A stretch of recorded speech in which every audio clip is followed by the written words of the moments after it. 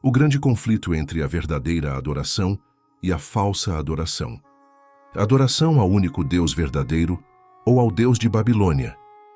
O Instituto Bíblico da Nova Organização Adventista, negando a fé nas Escrituras e de nossos pioneiros adventistas, declara oficialmente: nós adventistas adoramos o mesmo Deus de Roma, Babilônia. A grande maioria dos adventistas dizem que a doutrina da Trindade Adventista é diferente da Trindade Católica. Vejamos se isso é verdade. No site oficial do Instituto Bíblico Adventista, nos Estados Unidos, no artigo sobre a natureza de Deus, é feita a seguinte declaração: a natureza de Deus. Uma leitura das declarações acima mostrará que, com respeito à sua doutrina de Deus, se referindo à doutrina da Trindade da Igreja Católica Romana, os adventistas do sétimo dia estão em harmonia com as grandes declarações do Credo da Cristandade, incluindo o Credo dos Apóstolos, Nicéia no ano 325, e a definição adicional de fé sobre o Espírito Santo como alcançado em Constantinopla, no ano 381. A grande pergunta a se fazer: poderia a Igreja de Deus pura de Apocalipse 12 adorar o mesmo Deus da Igreja de Roma, Babilônia, que, conforme Deus nos revela em Apocalipse 17, encontra-se em prostituição espiritual, e conforme Apocalipse 13, recebeu seu trono poder e autoridade do dragão? Se a Igreja de Apocalipse 17 encontra-se em prostituição espiritual, a pergunta é: a qual Deus ela está oferecendo sua adoração? O verdadeiro povo de Deus nunca adorou ou adora o Deus de Babilônia. O verdadeiro povo de Deus presta adoração unicamente ao único Deus verdadeiro, o Deus de Israel, o soberano Criador do universo, e a seu divino Filho Jesus Cristo. Os jovens hebreus, Misael, Ananias e Azarias, escravos em Babilônia, quando foram colocados à prova, mesmo correndo risco de morte, não adoraram aos deuses de Babilônia. Falou Nabucodonosor e lhes disse: e verdade, ó Sadraque, Mesaque e Abednego, que vós não servis a meus deuses, nem adorais a estátua de ouro que levantei. Responderam Sadraque, Mesaque e Abednego e disseram ao rei: ó Nabucodonosor, não necessitamos de te responder sobre este negócio. Eis que o nosso Deus, a quem nós servimos, pode nos livrar da fornalha de fogo ardente, e ele nos livrará da tua mão, ó rei. Mas se não fica sabendo, ó rei, que não serviremos a teus deuses, nem adoraremos a estátua de ouro que levantaste. Daniel 3, 14, 16 a 18. Pelo testemunho que os 3 hebreus deram do único Deus verdadeiro, e se recusando a prestar adoração aos deuses de Babilônia, obtiveram o livramento do Deus Altíssimo. Falou Nabucodonosor e disse: bendito seja o Deus de Sadraque, Mesaque e Abednego, o qual enviou o seu anjo e livrou os seus servos, que confiaram nele e frustraram a ordem do rei, escolhendo antes entregar os seus corpos, do que servir ou adorar a outros deuses, senão o seu Deus. Daniel 3:28. Os testemunhos. O inimigo das almas tem procurado introduzir a suposição de que uma grande reforma devia efetuar-se entre os adventistas do sétimo dia e que essa reforma consistiria em renunciar às doutrinas que se erguem como pilares de nossa fé e empenhar-se num processo de reorganização. Se tal reforma se efetuasse, qual seria o resultado? Seriam rejeitados os princípios da verdade, que Deus em sua sabedoria concedeu à igreja remanescente. Nossa religião seria alterada. Os princípios fundamentais que têm sustido a obra nestes últimos 50 anos seriam tidos na conta de erros. Estabelecer-se-ia uma nova organização. Escrever-se-iam livros de ordem diferente. Um sistema de filosofia intelectual seria introduzido. Os fundadores desse sistema iriam pelas cidades e fariam um trabalho incrível. O sábado, logicamente, seria levianamente observado, como também o Deus que o criou. Nada seria permitido opor-se ao novo movimento.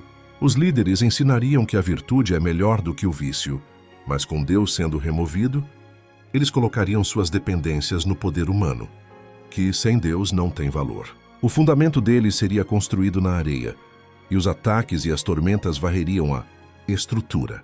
Ellen G. White, Mensagens Escolhidas, ponto 1, página 204 e 205.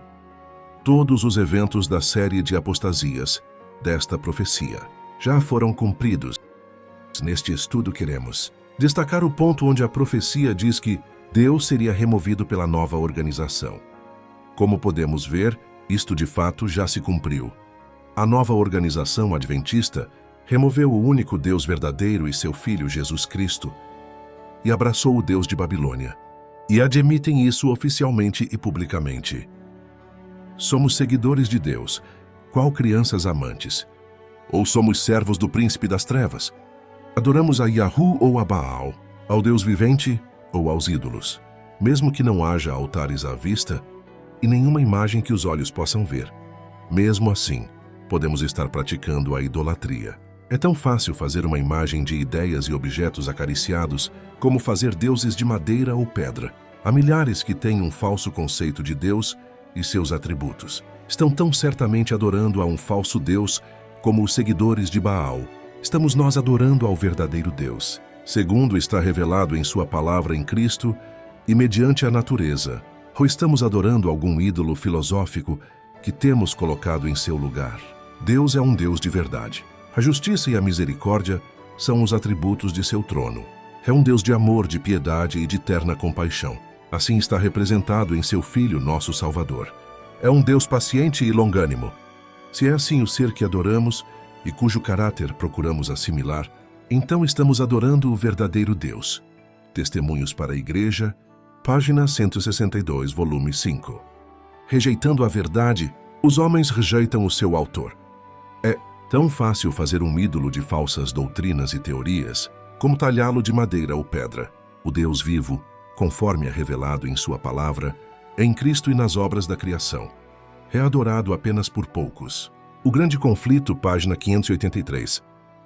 Haverá mesmo entre nós mercenários e lobos disfarçados em ovelhas, que persuadirão alguns do rebanho de Deus a sacrificar a outros deuses diante do Senhor.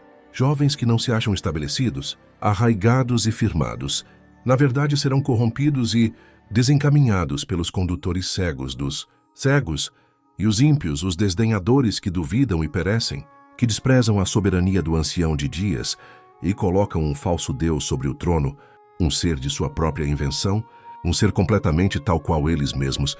Estes instrumentos estarão nas mãos de Satanás para corromper a fé dos incautos. Kempis e volume 03, página 398. O Espiritismo moderno, repousando sobre a mesma base, não é senão um reavivamento, sob uma nova forma, da feitiçaria e culto aos demônios que Deus condenou e proibiu na antiguidade. Acha-se ele predito nas Escrituras, que declaram que, nos últimos tempos, apostatarão alguns da fé, dando ouvidos a espíritos enganadores e a doutrinas de demônios. E Timóteo 4:1. Paulo, em segunda carta aos Tessalonicenses, indica a operação especial de Satanás pelo Espiritismo como um acontecimento a ocorrer imediatamente antes do segundo advento de Cristo. Falando da segunda vinda de Cristo, declara que ela é segundo a eficácia de Satanás, com todo o poder e sinais e prodígios de mentira. 2 Tessalonicenses 2:9 e Pedro, descrevendo os perigos a que a Igreja estaria exposta nos últimos dias, diz que assim como houve falsos profetas que levaram Israel ao pecado, haverá falsos ensinadores, que introduzirão encobertamente heresias de perdição, e negarão o Senhor que os resgatou. E muitos seguirão as suas dissoluções. São Pedro 2:1 e 2. Aqui o apóstolo indicou uma das mais assinaladas características dos ensinadores espíritas.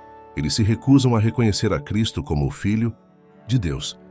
Com relação a tais instrutores, o amado João declara: quem é o mentiroso, senão aquele que nega que Jesus é o Cristo? É o anticristo, esse mesmo que nega o Pai e o Filho.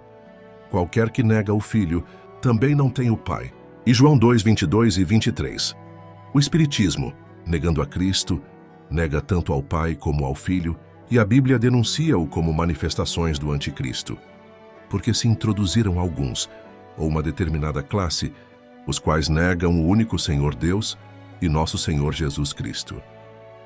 A forma pela qual os espiritualistas têm posto de parte ou negado o único Senhor Deus e nosso Senhor Jesus Cristo é, em primeiro lugar, a utilização do antigo e anti-escriturístico credo trinitário, isto é, que Jesus é Deus eterno, Deus o Pai.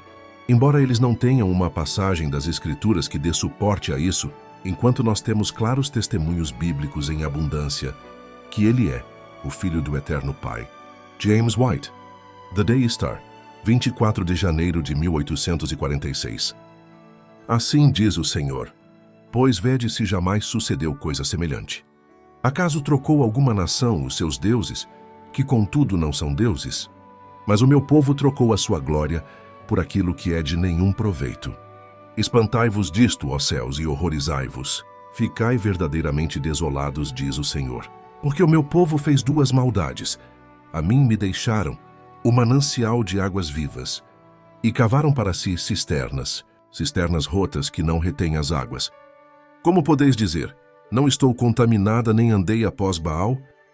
Volta, ó Israel, tão somente reconhece a tua iniquidade, que contra o Senhor teu Deus transgrediste, e te prostituíste com os estranhos debaixo de toda árvore frondosa, e não deste ouvidos à minha voz, diz o Senhor. Jeremias 2:10 a 13 e 23, e 3:13.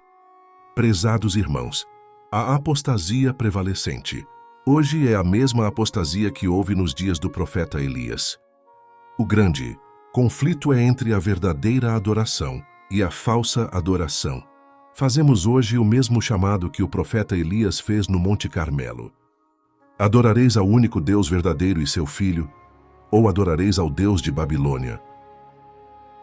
Prepara-te, ó Israel, para te encontrares com o teu Deus, o único Deus verdadeiro e seu divino Filho, Jesus Cristo. Link do estudo completo em PDF nos comentários.